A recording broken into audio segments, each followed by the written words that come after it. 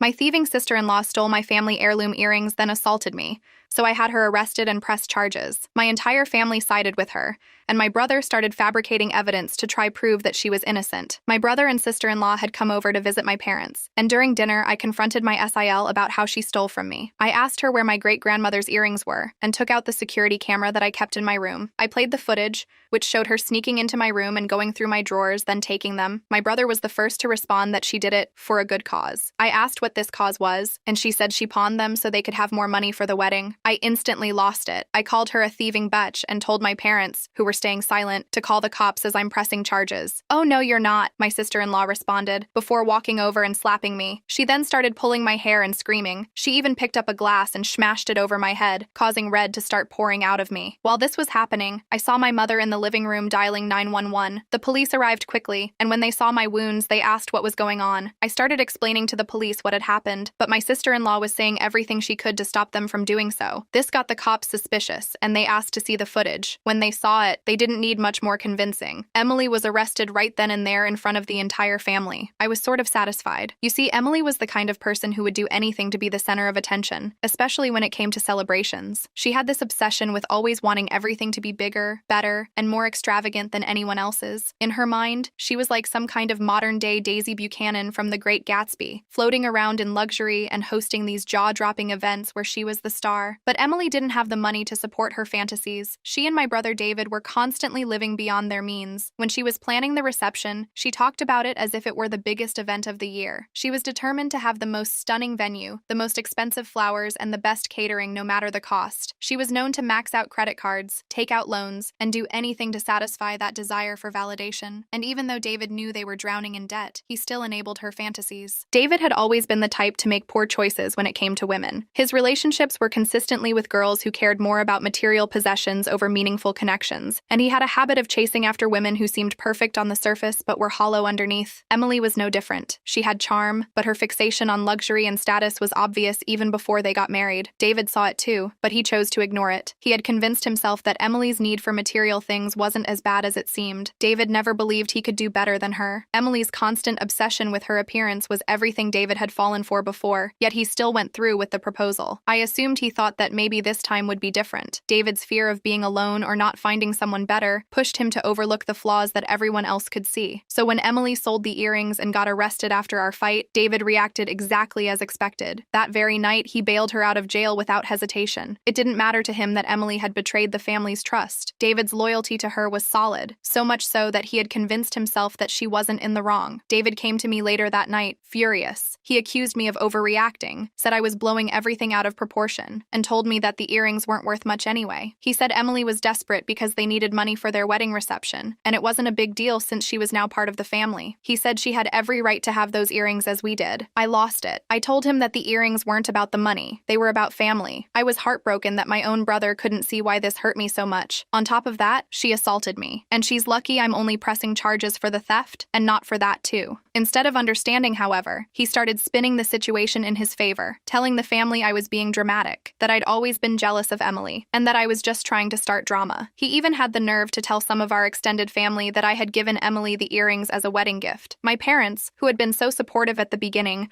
started to question everything. David has always been the golden child since he was the youngest sibling, so it wasn't hard for him to twist their perception of me. He played the loyal husband card, saying he was just standing up for his wife. A few days later, my phone rang, and I saw it was my mom. I almost didn't pick up. I knew exactly what was coming, but I did. I could hear the exhaustion in her voice the second she started talking. First, there was that hesitant small talk, the kind where you can tell they're just trying to find the right moment to bring up the real reason for the call. Finally, she got to it and told me she had talked to David and that he had told her the truth. She said it was really disappointing to hear, and the situation upset all of them. I didn't say anything, just let her talk. I knew David had gotten to her. I could already tell from the tone of her voice that she believed him, or at least enough of his side to think I had some responsibility in all of this. She kept going, saying how the whole situation had gotten out of hand, and then she told me that I should apologize to Emily. She said if we talked things through, it could help heal the family. I couldn't believe what I was hearing. Apologize to Emily for getting slapped and having a glass broken over me after I confronted her for for stealing from me, for her selling our family heirloom? My chest tightened as I realized what this was really about. My mom wasn't thinking about me. She was thinking about how all of this looked. She was more worried about smoothing things over than about what actually happened. I hung up the phone. Soon enough, half the family was taking his side while the other half stood by me. I couldn't believe it. My own family was turning against me, all because of my brother's lies. I was heartbroken. So I decided to press charges against Emily. I wasn't going to let her walk away scot-free. If my brother wanted to protect his wife at all costs, fine. But I wasn't about to let them gaslight me into thinking I was wrong. It was theft, plain and simple. David wasted no time in twisting the situation to protect Emily. The moment I pressed charges, he began telling anyone who would listen that I was only after the money, and that I had blown the whole thing out of proportion because I was jealous of Emily. According to him, I'd always been jealous of her, of their relationship, and that's why I was making a big deal out of a pair of earrings. I heard through the family grapevine that he'd been calling up relatives and told them that I got Emily put in jail because I couldn't fathom my younger brother marrying someone as good as Emily since I hadn't met my person yet. He painted me as some kind of greedy, vengeful sister who couldn't stand to see him happy. It didn't take long for people to start believing his lies. Suddenly, family members who had been supportive started questioning me, asking if maybe I was being too harsh and if pressing charges was really necessary. I knew I couldn't face this legal battle alone, so I hired a lawyer. I thought the evidence would be straightforward, especially with the security footage and the undeniable fact that the earrings had been sold. But I underestimated just how far David would go to protect his wife. As soon as the legal process began, David started working to sabotage me. My lawyer informed me that David had gone a step further. He was bribing people, trying to get them to testify against me. He paid off a couple of distant family members to say that they had heard me say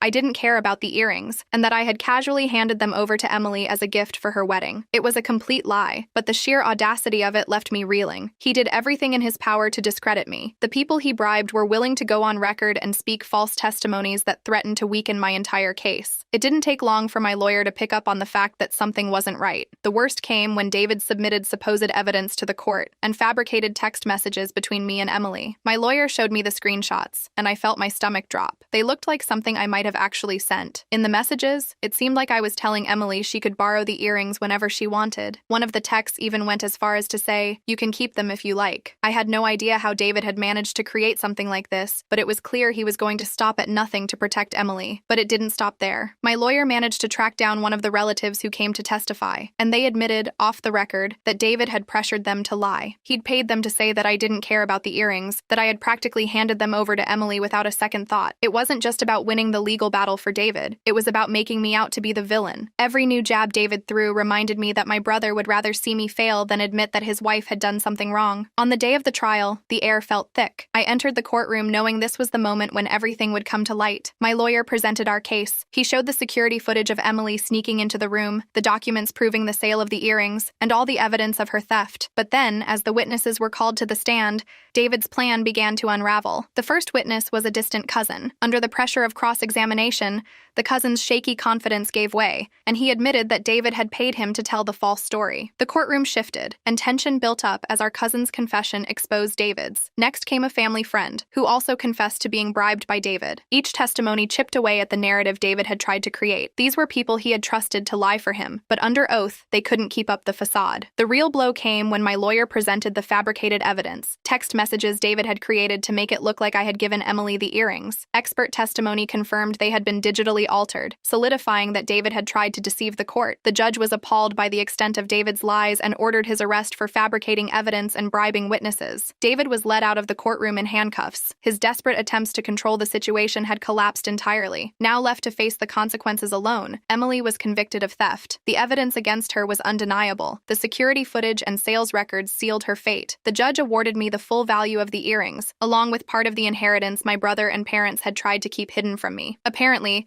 there had been more money left to me by my grandmother, but David and my parents had decided to manage it without telling me. There was a small trust fund meant for me, but instead of being transparent, my family kept it from me. David, being the more responsible one in their eyes, had been managing it, or more accurately, blowing through it. He'd used part of it for his own expenses, and hid the rest, figuring I'd never notice. That was the final blow. My parents, who had taken David and Emily's side, had to face the fact that they had been backing the wrong people. Walking out of that courtroom and seeing my mom's face absolutely absolutely wrecked me. For months, she'd been the one trying to keep everything together. When Emily went to jail after the fight, my mom was more worried about saving face than anything else. But seeing her now, after David got arrested for everything he'd done, hit me hard. She looked like she'd been gutted. She'd been holding on to this hope that things could go back to normal. But now, with David being led away in handcuffs, she was staring down the fact that her son was actually going to prison. I couldn't help but feel bad for her. Once the legal dust settled, the trust was finally transferred over to me. At first, it felt weird, like the money was tainted by everything that had happened. But after all the chaos, I knew I needed to get away. So I used part of that inheritance to get as far away from it all as possible. I booked a vacation to the Cayman Islands. I figured if I was going to use this money for anything, it might as well be to find some peace for myself. The Cayman Islands was as far away from the mess as I could possibly get. I found it ironic that the same inheritance that David tried to keep from me was being used as my vacation money while he was going to spend years in a cell. Once I arrived, it was like I could finally exhale. For the first time in what felt like forever, I wasn't constantly thinking about the trial or my broken family. It was just me, the ocean, and a chance to finally process everything that had happened. I swam, I read, I laid in the sun, and for a little while, it was just about me. Now David is in prison, Emily's reputation is in ruins, and my relationship with my family is complicated. I've cut ties with my brother completely. My parents are trying to make amends, but it's hard to forgive them for how they treated me during this whole ordeal.